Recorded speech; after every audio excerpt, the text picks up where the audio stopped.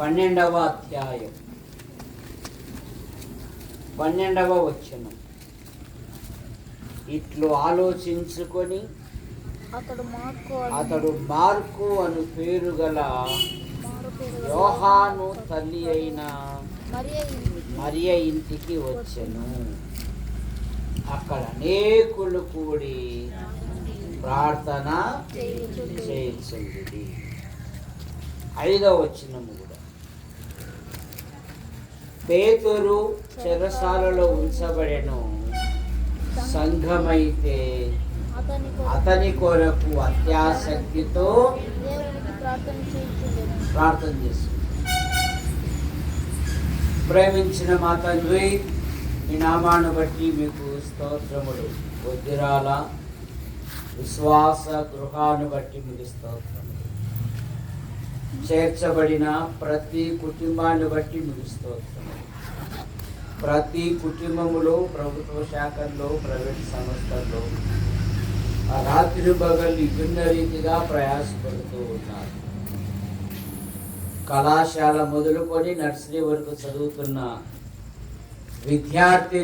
విద్యార్థులను దీవించండి.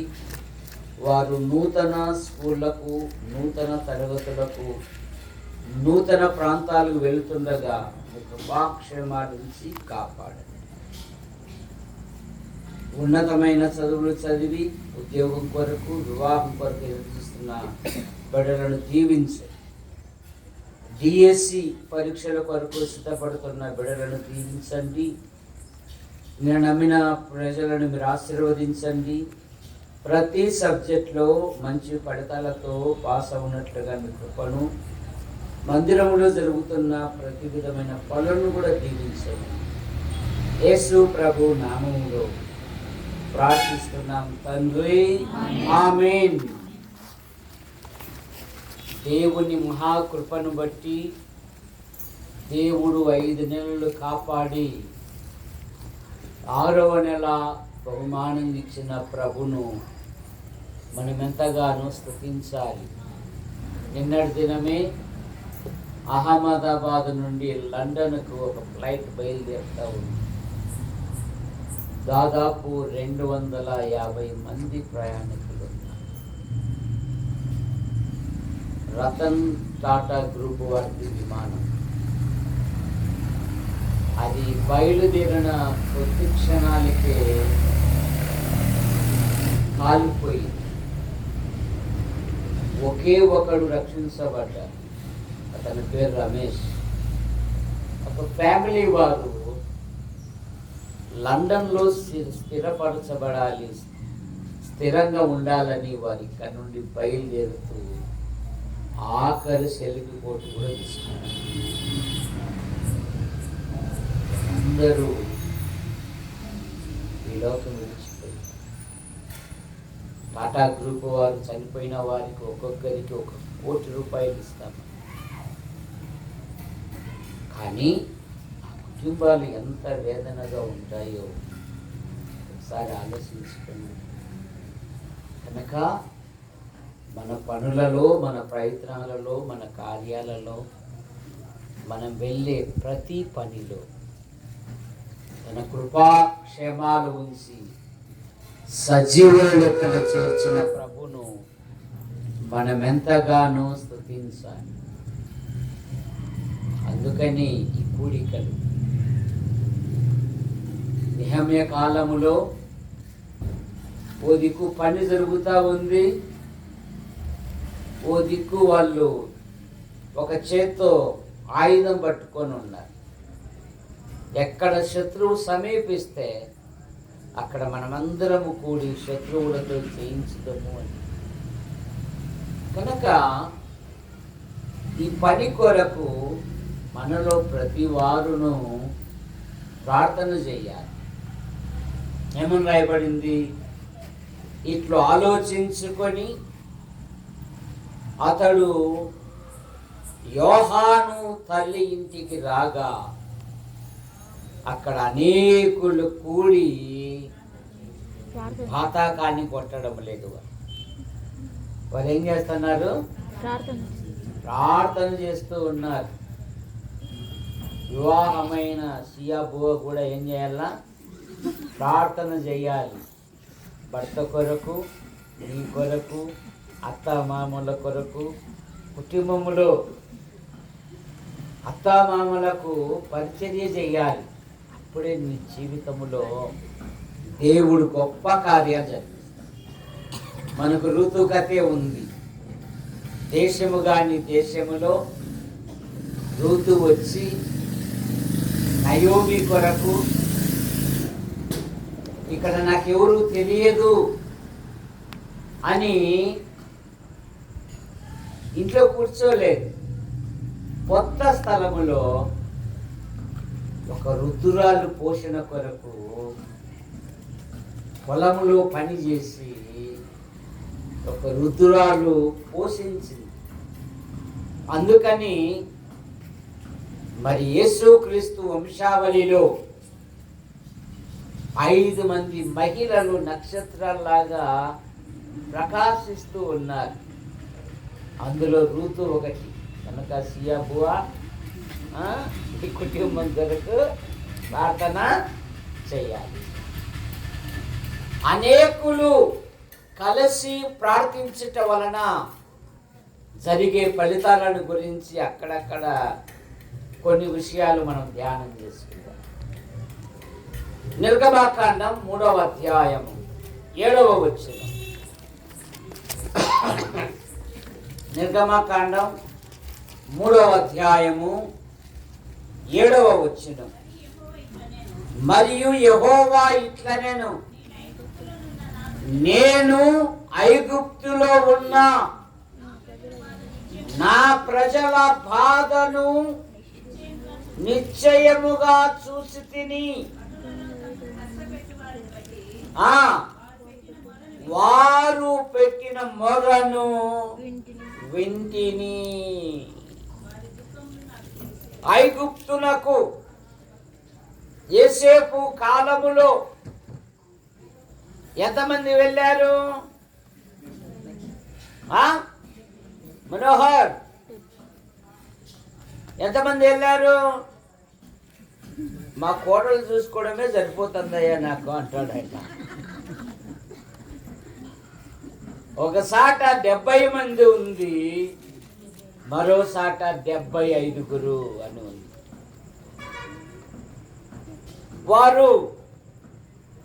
వారున్న స్థలములోనే వారు అభివృద్ధి పొందారు. యోసేపు ఎరగని రాజు వచ్చాడు. వీరు మనవారు కాదే, అవయ్య వీరు మనవారు కాదు, వీరు ఇశ్రాయేలీలు. వీరి వంశములో యోసేపు అనేవాడు మన దేశాన్ని పాలించాడు, ప్రపంచ పోషకుడుగా ఉన్నాడు. అలానా వీరు తెలివైన వారు. ఎప్పుడైనా యుద్ధాలు వచ్చినప్పుడు శత్రువులతో చేరి వారు మనతో యుద్ధం చేస్తారేమో అని కపటముగా ప్రవర్తించి, నిర్గమకాండం 1వ అధ్యాయములో వారిని శ్రమ పెట్టి వారి ప్రాణములను విసికింపజేసి వారిని కష్టపెట్టి, ఇక ఇత్రో అంటాడు 18వ అధ్యాయంలో, ఐగుప్తీయులను ఇశ్రాయేలు మీద దౌర్జన్యము చేసి వారు కఠినముగా పని చేయించుకున్నారంట. కానీ బైబిల్ ఏం చెప్తుంది? మీలో ఎవరికైనా శ్రమ కలిగేనా ఏం చేయాలి? అతడు లేక ఆమె ప్రార్థన. ఇశ్రాయేలీలు ఎన్ని సంవత్సరాలు ప్రార్థన చేశారు? దాదాపు 400 సంవత్సరాలు వారు దేవునికి మొరపెట్టారు. 450 సంవత్సరాలు. ఎంత గొప్ప ప్రార్థన చూడు. సరే, మనకు కొన్ని గంటలు దాటి ఆ తర్వాత మళ్ళీ ప్రార్థన అన్నామనుకో, అక్క ఈసారి ఉపవాసం పడి రానుక నేను ఎందుకు అంతసేపు అక్క, మళ్ళీ రేపు పొద్దున్నే బడికి పోవాలా, పనికి పోవాలా, ఏదో నేను చెప్పిన వాటినట్టు వచ్చినాను కా. సరే, వాళ్ళు కొన్ని వందల సంవత్సరాలు ప్రార్థన చేశారు. 2వ అధ్యాయము 22, 23 వచ్చిన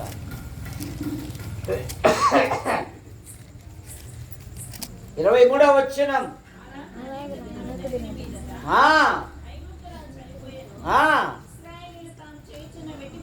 వ్యక్తి పనులను బట్టి నిట్టూర్పులు విడుచుచు మొరపెట్టుచుండగా తమ వ్యక్తి పనులను బట్టి వారు పెట్టిన మొర్ర దేవుని యొద్దకు చేరెను.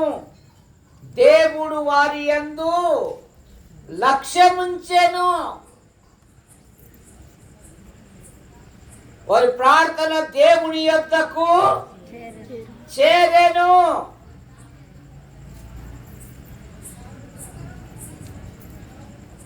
వారు ప్రార్థించారు, వారు ప్రార్థనలో పోరాడుతున్నారు. ఎప్పుడైతే ప్రార్థనలకు జవాబిచ్చాడో దేవుడు, నిర్గమకాండం 3వ అధ్యాయము 7, 8 వచనాలలో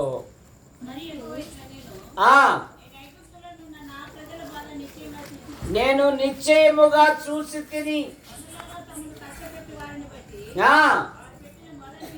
వింటిని, కాబట్టి వారిని విడిపించుటకును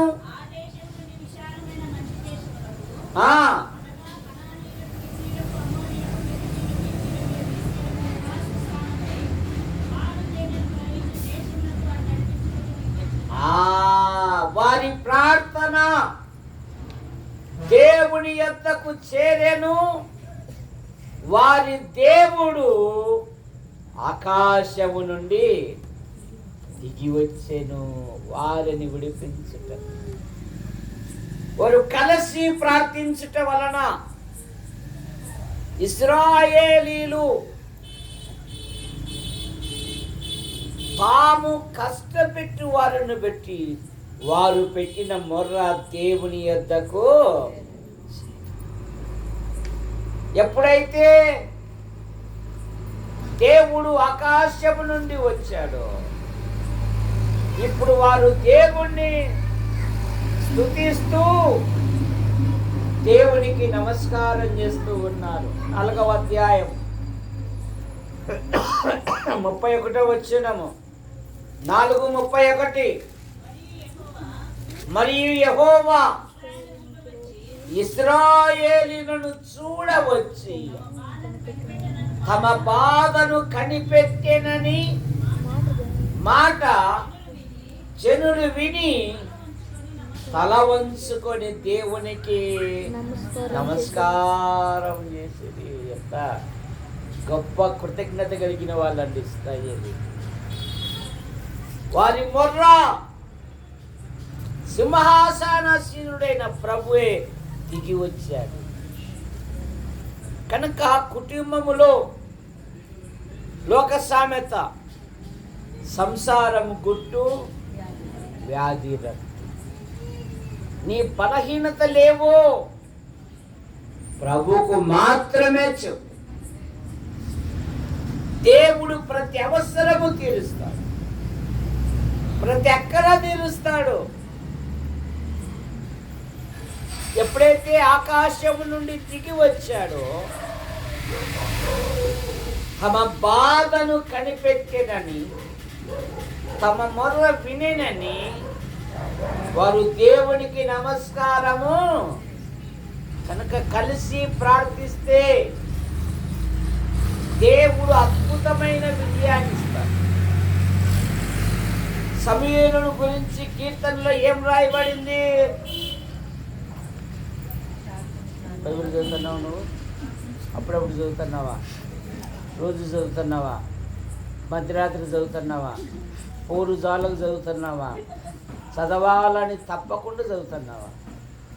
కీర్తనలో సమూయేలును గురించి ఏమని రాయబడింది?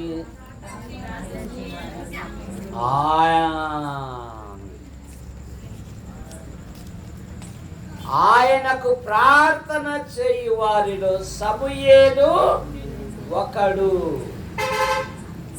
చూసారా, సమూయేలు ఉండేను కనుక దేవుడు అద్భుతమైన విజయాన్నిచ్చే దేవుడు. మొదటి సమూయేలు గ్రంథం 7వ అధ్యాయంలో, ఇంటికి వెళ్ళి చదువుకోండి, ఇప్పుడే మధ్యలో టైం లేదు.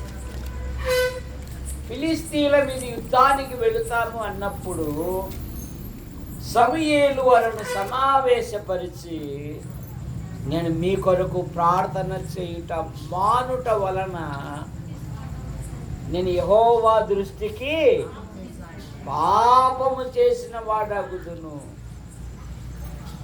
మీరు యుద్ధానికి వెళ్ళండి, దేవుడు అద్భుతమైన విజయాన్ని ఇస్తాడు అంటే వారు కూడా అడుగుతున్నారు, మా కొరకు నువ్వు ప్రార్థన చేయుట మానవద్దు. నేటి క్రైస్తవ్యము,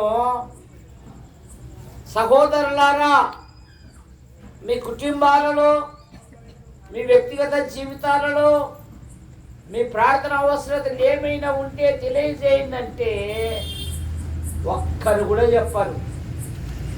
అయినా దానమన్నా పెద్ద నోటు ఇచ్చేటోళ్ళకి పెద్ద ప్రార్థన చేస్తాడు, మాలాంటి 10 ఇచ్చేటోళ్ళకు మా గురించి ఏం చేస్తాడు, మా గురించి పట్టించుకోలే ఆయన. అక్కళ్ళు కూడా అంతే, అసలు ఎప్పుడే అడగనే అడగరు. సరే, ఏం చేయాలా? పౌలు అట్లాంటివి ఏమన్నాడు? సహోదరులారా, మా కొరకు మనం చెప్పం. అక్కలు ఎప్పుడు వాళ్ళ కోసమే అంటారు, మేము కనపడినే కనపడమమ్మా అని అంటారు. మురపందు నుండి వచ్చే టైం.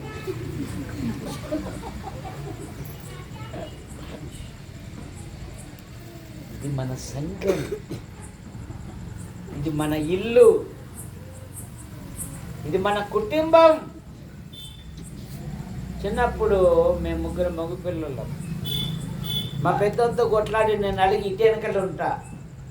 భోజనం టైంకి మేము పిలుస్తుంది, వాడేర్రా వాడా వెనక ఉన్నాడమ్మా, ఏమి నాతో కొట్లా అని 4 ఏళ్ళు తగిలించి మన కూర్చోబెట్టి అన్నం పెడతా. ఇప్పుడు అట్టగా తింటే తిను, కాల్తే నీ కడిమే కాలుతుంది. కానీ చిన్నప్పుడు అట్లా కాదు. ఇది మన సంఘం. మన అవసరతలు ఏవైతే ఉన్నాయో జయరాజు ఏం చేయాలి? సంఘానికి తెలియజేయాలి. సంఘమైతే అతని కొరకు ఇది విశ్వాస గృహం, సమస్యలు పరిష్కరించే స్థలం. ఇది మనం ప్రార్థన చేయాలి, ప్రార్థనలో పోరాడాలి. ఆచారబద్ధంగా నెలకొకసారి అన్నట్టుగా కాదు. ఇది ఒక్క నరుడు తెల్లవారు వరకు ఏం చేశారా? ఏం చేశాడు? ఎవరు? అబ్రహామా, దావీదా, మోసేనా, మత్తయినా? ఖచ్చితంగా చెప్పు. అబ్రహాం కదా. పురన్న తమ్ముని కొడుకు బాగానే బైబిల్ జ్ఞానం ఉంది, తప్పట్లన్నా కొట్టండి. ఒక్క నరుడు తెల్లవారు వరకు నన్ను ఆశీర్వదించితేనే గాని నేను నిన్ను విడువను.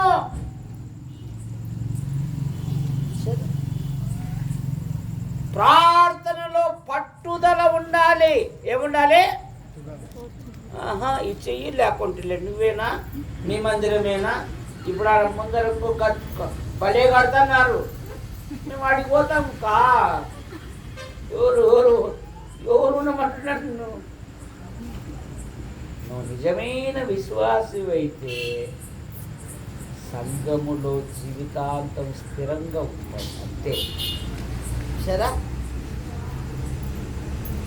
ఈ ఆధ్యాత్మిక జీవితములో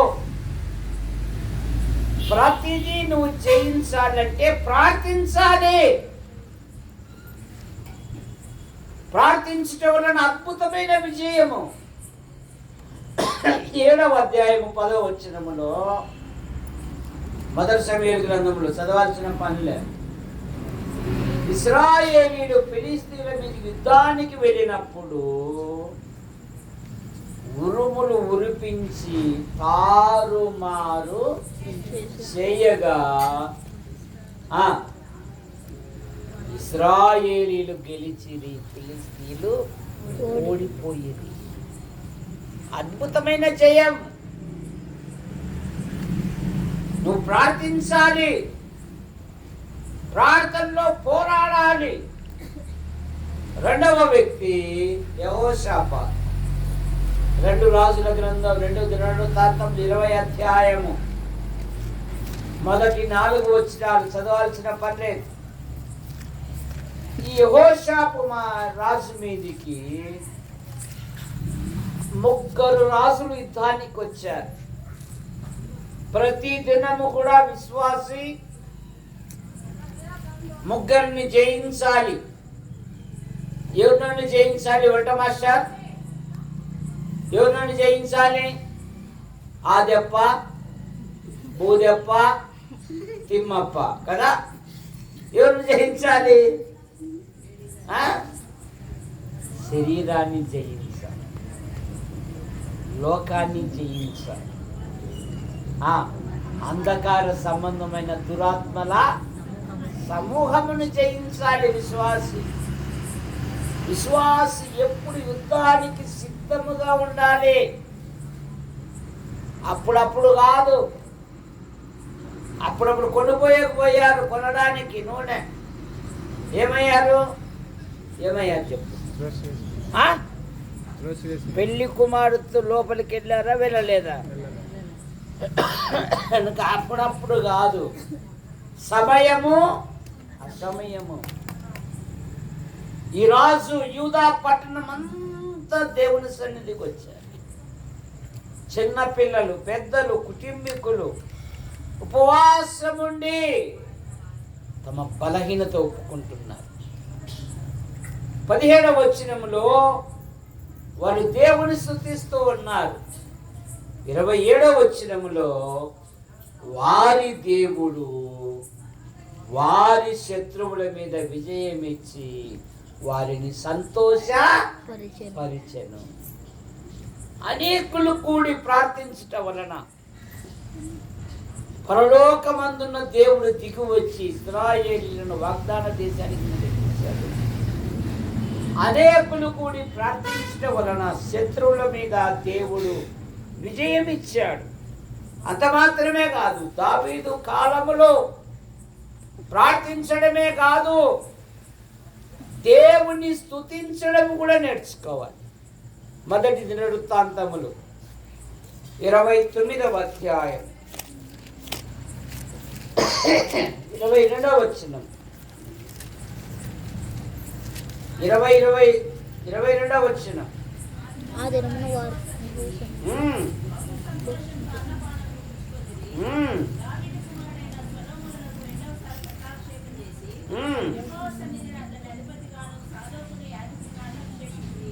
ఇరవై వచ్చిన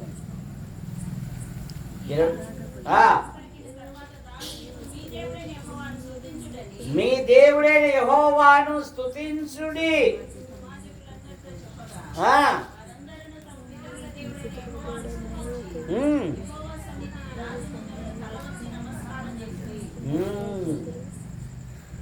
వారు ఎప్పుడైతే దేవుని స్తుతించారో వారి స్తుతి పరమునకు చేరేను అనే మాట మనం చూస్తాం. ప్రార్థించడమే కాదు, స్తుతించడము కూడా నేర్చుకోవాలి. ఎప్పుడైతే యెహోషాపాతు రాజు దేవుని స్తుతించడం ప్రారంభించాడో అద్భుతమైన విజయాన్ని ఇచ్చాడు. అలాగే పౌలు శీలాలు కూడా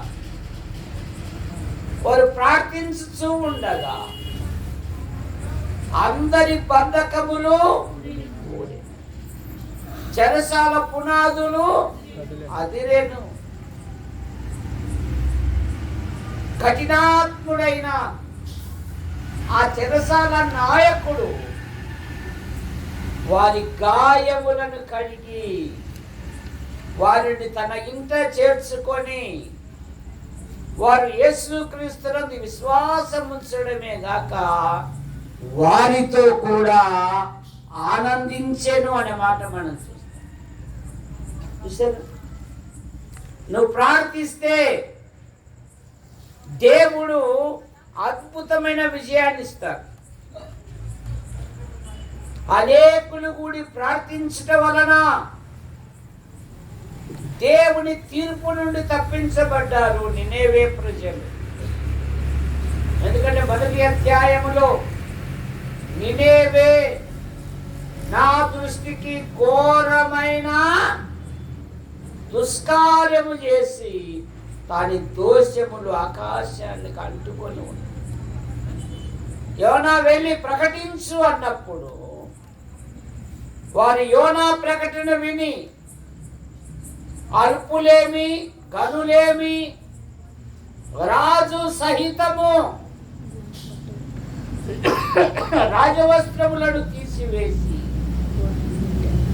వారు దుఃఖముతో ఉపవాసం ఉండి 3 దినములు మనుషులు గాని పశువులు గాని ఆహారం కాదు కదా, గడ్డి కాదు కదా, మంచినీళ్ళు కూడా తాగలేదంట. కోపావేశుడైన దేవుడు దీర్ఘశాంతుడై ఎంతమందిని రక్షించాడు? ఆ పట్టణం యొక్క జనాభా ఎంత? 120,000. ఏం పేరు అని పేరు? ఏం పేరు? అభిరామ్ గారు చెప్తాన్నాడు చూడండి. ఎంత? 120,000. తప్పట్లు కొట్టండి. ఎందుకంటే మా జయరాజు పాపం పగలంతా కష్టపడ్డాడు. 120,000 కలిగిన పట్టణము ఎవట రక్షించబడింది. 3 దినములు తిరగగలిగిన పట్టణము దేవుని వైపు చూసిందండి. కనుక అనేకులు ప్రార్థించడం వలన దేవుడు గొప్ప కార్యం జరిగిస్తాడు. ఆ ఉద్దేశంతో ప్రార్థన కొరకు ఏర్పాటు చేసింది. యవన పిల్లలు, యవనస్తులు బాల్యము నుండి ప్రార్థించుట అలవర్చుకోవాలి. లివింగ్స్టన్ చదువుతున్నావా బైబిల్? అద్దం కాడ కూర్చొని ఆ ముఖమంతా గిల్లుకోవడమే సరిపోతుంది కదా నీకు. అద్దమే కరిగిపోయింది. వాళ్ళమ్మ మళ్ళా తెచ్చింది అద్దం జమ్మవాడుకు నుండి. సరే, దేవుని గ్రంథం దగ్గర కూర్చో, దేవుని గ్రంథాన్ని ధ్యానించు. యవనుల జీవితాలలో దేవుడు గొప్ప కార్యాలు జరిగిస్తాడు. సరే, పల్యకారుడైన దావీదు ఇశ్రాయేలు దేశమునకు గొప్ప రక్షణ చరిత్ర పుటల్లో లేడు. దావీదు రాజుగారు అంటున్నాడు, ఎవరు రాడు అడెవర్రా ఎందుకురా కొల్లాతు కంటే వాడు ధైర్యంగా పోతే ఎవరు అబ్బాయాడు అంటున్నాడు.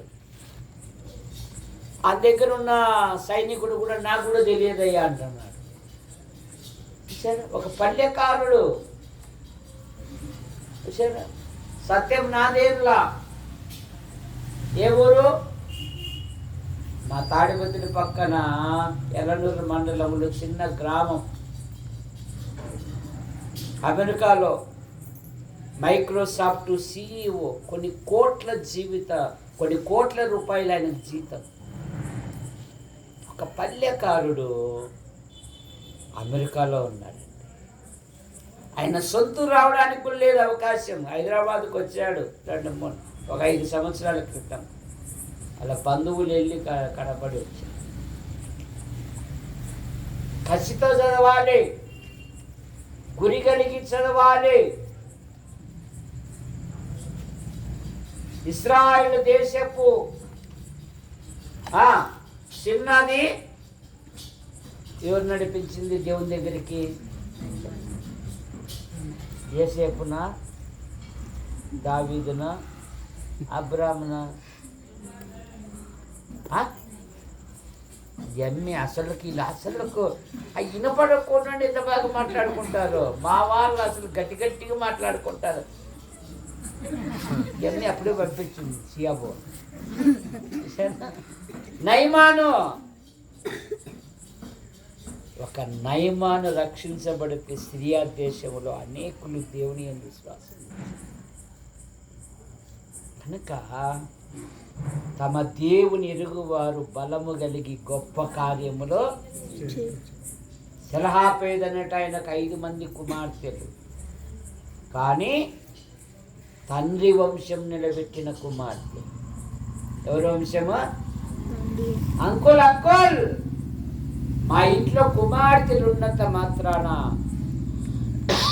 ఇశ్రాయేలు వంశంలో నుండి మా వంశం సమసిపోనేలా మేమున్నాము కదా అన్నప్పుడు దేవుడు అన్నాడు, సెలహాపేదు కుమార్తెలు చెప్పినది యుక్తము.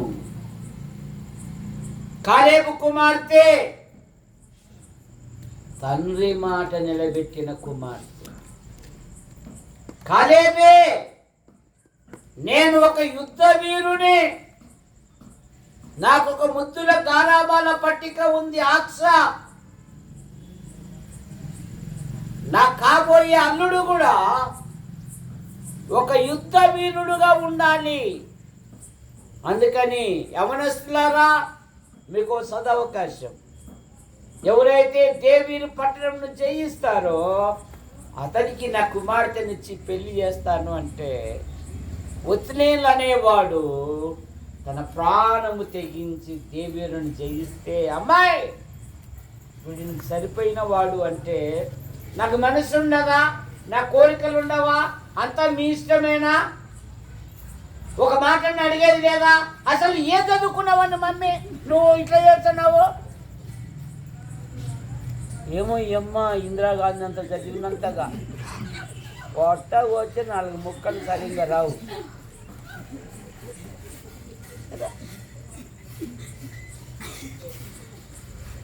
ఎందుకంటే ఈ మొబైల్ ఫోన్లు వచ్చినాక వరస వావి అనే పదం లేదు.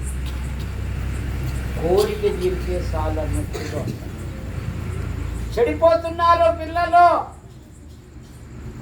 జాగ్రత్త. ఆక్షా సరే డాడీ అని. యెఫ్తా కుమార్తె తండ్రి మాటకు లోబడిన కుమార్తె. యెఫ్తా అన్నాడు, నేను యుద్ధానికి వెళ్తున్నాను, నువ్వు నాకు జయము కలుగజేస్తే నా ఇంటి నుండి ఏది ఎదురైతే అది నీకు బలి అన్న. వారమైంది తండ్రి డ్యూటీకి వెళ్ళి వస్తుంటే డాడీ అని ఎదురైంది. అయ్యో అమ్మ, ఏం డాడీ ఇట్లా? సరే ఇక జీవితాంతం మేము ప్రభు కొరకు నిలబడి. ఫిలిప్పు కుమార్తెలు ప్రవచించే, మరి మనము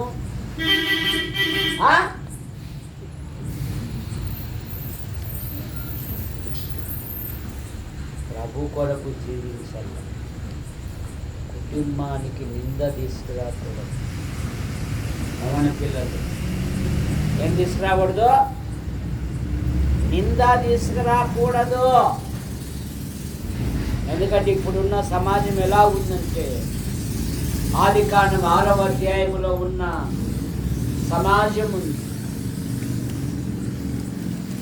వారు తమ మనస్సుకు నచ్చిన అనే పదం ఉంది అక్కడ. పెళ్లి చేసుకు. అందుకే దేవుని ఉగ్రత ప్రళయం వలె వచ్చి వారిని నాశనం చేసి పడేసి. జాగ్రత్త యవన పిల్లలు. దుష్ట సహవాసము మంచి నడవడిని చెరుపును. దేవుడు వాడుకునే అర్హమైన పాత్రలు ఎప్పుడైతే ఉంటావో నీ జీవితంలో దేవుడు గొప్ప కార్యాలు చేస్తాడు. ఆయన కొరకు నిలబడాలి. ఎన్ని శ్రమలు వచ్చినా, ఎన్ని బాధలు వచ్చినా, ఎన్ని ఇరుకులు వచ్చినా, ఎన్ని ఇబ్బందులు వచ్చినా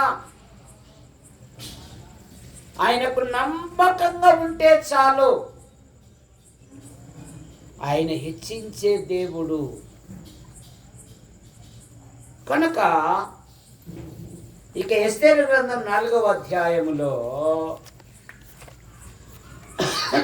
దేవుని ప్రజల మీద అధికారము కలిగిన వాడు ఒక శాసనమే పుట్టించాడు. ఏమైనా చేయగలము, అధికారం మాది అని. కానీ దేవుని ప్రజలు భయాందోళనకు గురి కాలేదు. కానీ ఎక్కడ మరణ శాసనం వచ్చిందో యూదులందరూ ఉపవాసములతో కోనె పట్ట కట్టుకొని బూడిద జల్లుకొని దుఃఖముతో మునిగిన వారయ్యారు. దేవుడు మరణ శాసనమునే తొలగించేశాడు. ప్రభుత్వం యొక్క చట్టాన్నే మార్చివేశాడు. ఒక్క క్షణమే.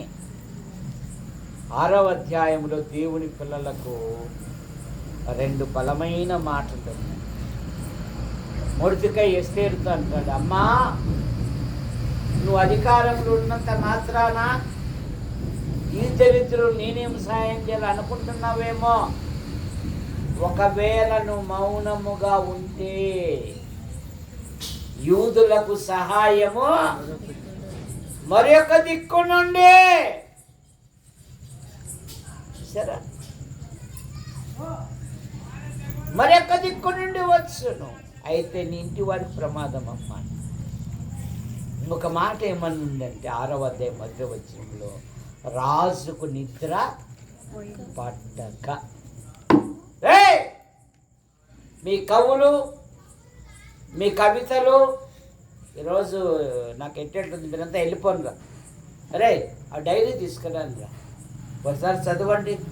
చాన్నారా వినక రాజ్యంలో ఏమేమి జరిగినాయో. ఎబ్రీ పత్రిక 6:10 ఏముందంటే, మీరు పరిశుద్ధులకు ఉపచారము చేయొచ్చు, తన నామం బట్టి చూపిన ప్రేమను మరచుటకు దేవుడు కాదురా. మొర్దెకై అనేవాడు నా ప్రాణాన్ని రక్షిస్తే డైరీలో రాశారు, కానీ బహుమతి కూడా ఇలేదా? ఏ మనుషులు మీరు? ఇక రాజు ఎప్పుడు తెల్లారునా అని ఉన్నాడు. మనవాడు ఆమాను ప్రత్యక్షమయ్యాడు. రాజును ఏ విధంగా ఘనపరచాలి? ఇంకా అహం సావలేవానికి ఏమని రాయబడింది? ఈ 127 సంస్థానంలో నన్నుగాక రాజు చేత ప్రశంసించబడిన వాడు ఎవడున్నాడు అనుకుంటున్నాడు. ఏం లేదు రాజా, నీ వస్త్రాలు నీ ఉంగరము గుర్రం మీద కూర్చోబెట్టి ఊరల్లో ఊరేగించాలంటే నువ్వు మొర్దెకై దేకు అన్నాడు. శత్రువుతోనే సన్మానం చేయించాడు దేవుడు. శత్రువుతోనే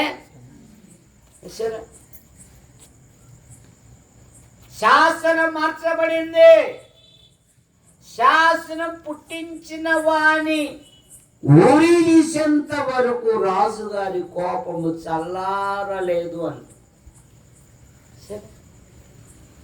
వారేం చేశారు? ఉపవాసం ఉన్నారు, దుఃఖముతో ఉన్నారు, గోనె పట్ట కట్టుకున్నారు, బూడిద చల్లుకొని ఉన్నారు. దేవా, నువ్వు సజీవుడు అయిన దేవుడు కదా, నీకు అసాధ్యమైనది ఏది లేదు. సంతోషాన్ని కలగజేశాడు. దావీదు కూడా 1 సమూయేలు గ్రంథం 27వ అధ్యాయం 1వ వచనంలోను, 1 దినవృత్తాంతములు 12వ అధ్యాయములో బాగా చదువుకొని ఇంటికాడ ఉన్నారు. ఇప్పుడు వద్దులే, టైం లేదు, నాకు కూడా టైం లేదు. ఇక్కడ నిలుచుట వలన ఏదో ఒక దినమున సౌలు చేత నేను నాశనమవుదునని సిక్లగు వెళ్ళాను. కానీ సౌలు బంధువులే దావీదు దగ్గరకు వచ్చి మేము నీకు సహాయం చేస్తాం. మా సౌలు గారి బుద్ధి ఎట్లాంటిదంటే వాడు ఎదుటివాడు అభివృద్ధి పొందితే అసూయ పొందే బుద్ధి అని సౌలు బంధువులు వచ్చి దావీదునకు సహాయకులుగా నిలబడ్డారు. అదే దేవుని కార్యం అంటే. కనుక నిరీక్షణతో ఉండాలి, సహనముతో ఉండాలి. ఆఖరి మాట 2 దినవృత్తాంతములు 13-14 ఆ కాలమందు ఇశ్రాయేలీయులు తగ్గింపబడిరి గాని యూదావారు తమ దేవుని ఆశ్రయించుట చేత వారు జయము పొంది. ఇశ్రాయేలు వారు తగ్గించబడిరి కానీ యూదావారు తమ దేవుని ఆశ్రయించుట చేత వారు జయము పొందిరి. ఎందరికీ వందనాలు.